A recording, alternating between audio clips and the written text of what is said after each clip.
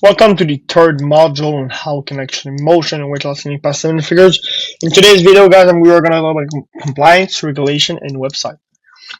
Introduction. We've invested tens of thousands of dollars in legal and compliance consultation to make sure clinics don't violate federal or state regulation. This guide distills that knowledge so you can operate safely, avoid fine, and sleep easy. There are things you can say, cannot say, in gray area. We'll focus on protecting you whilst we're still running an effective business. FDA update on semaglutide. Shortage is over. The FDA has officially declared the semaglutide shortage is over. Impact. Compounding, pharmacies now have stricter limited, kind of option. They cannot create copies of FDA approved drugs. Using compound semaglutide outside these guidelines might be illegal. Salts from semaglutide, sodium, or acetate are not considered equivalent to FDA-approved active ingredient. Do not use them for compounding. Enforcement. FDA is actively issuing warning letters and taking action.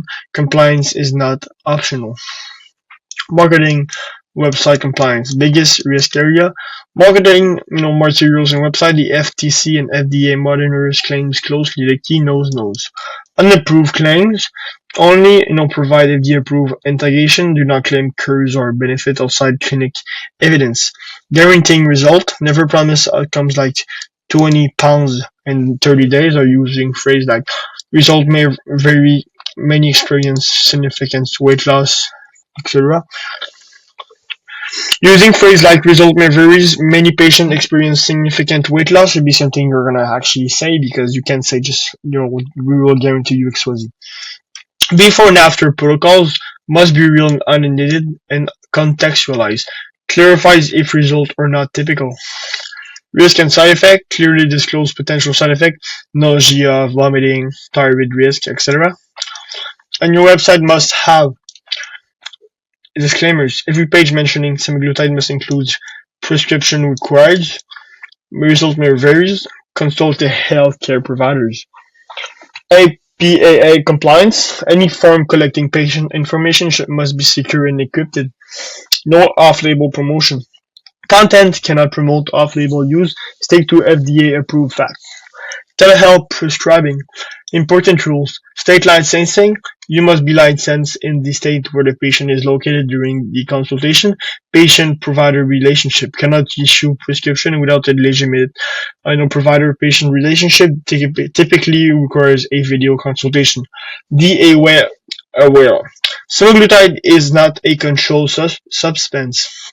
EA rules for telehealth can affect prescribing practice. Simplifying compliance. Compliance is complex and constantly changing.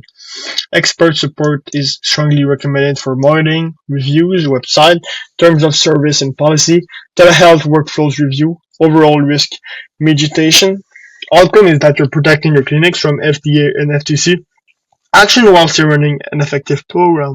There is a bunch of reference for where we actually pick those kind of like guys from. We also have some people working in the actual FDA, so we know what to say, what not. So that's pretty much it about the actual FDA compliance. If you have any question, you can just book a quick call and we'll see how basically your clinic runs. FDA first, and then we'll actually go through like the whole process, and we'll basically just get you more leads, get you more kind of like money into your bank account in general, like in very, very general. As you can see, we have like a bunch of case studies and videos that you could pick from to actually make a decision where you're gonna work with us. But the best thing you should do is actually get a FDA compliance approved, because it is the easiest way to get fucked and actually get ruined. So yeah. As always, thank you guys for listening to the video, and I'll see you in the next one. Talk soon.